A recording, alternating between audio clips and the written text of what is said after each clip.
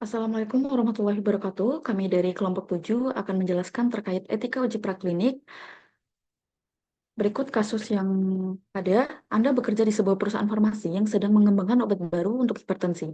Perusahaan tersebut berencana untuk melakukan uji praklinik menggunakan model hewan atau tikus. Namun, sebelum memulai penelitian, perusahaan harus mengajukan proposal ke Komite Etika Hewan untuk mendapatkan persetujuan.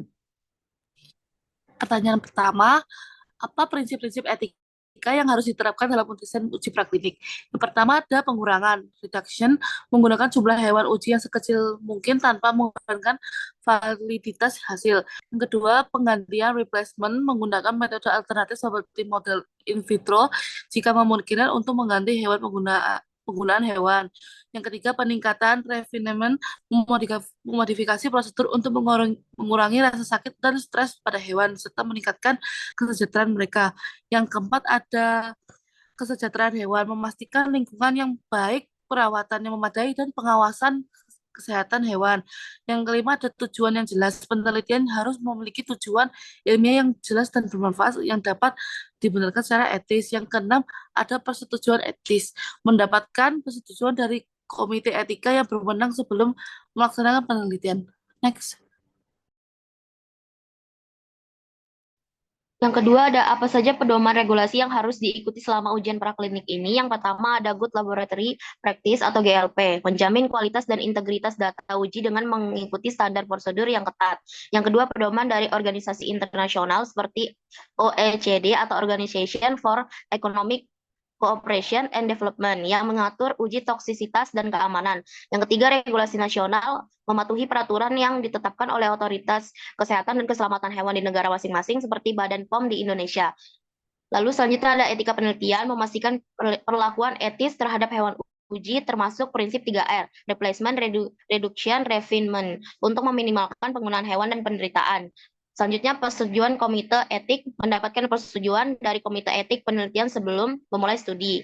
Dan yang terakhir, pelaporan dan dokumentasi, menyimpan catatan yang tepat mengenai prosedur, hasil, dan kesejahteraan hewan. Next.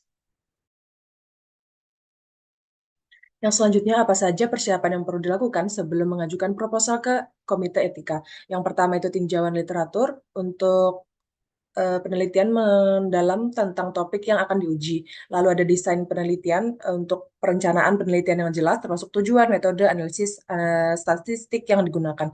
Lalu yang ketiga ada justifikasi penggunaan hewan, mengapa hewan diperlukan untuk penelitian, dan alternatif yang telah dipertimbangkan. Lalu spesifikasi hewan, tentu seperti spesies, jumlah, karakteristik hewan yang digunakan dalam penelitian. Lalu ada prosedur dan perlakuan dalam prosedur yang dilakukan, termasuk cara pengendalian dan rasa sakit pada hewan. Next. Selanjutnya, pengawasan dan penanganan. Sertakan rencana untuk pengawasan hewan selama penelitian dan penanganan setelah percobaan. Kemudian, kepatuhan terhadap pedoman. Pastikan bahwa proposal memiliki pedoman etika dan peraturan yang berlaku.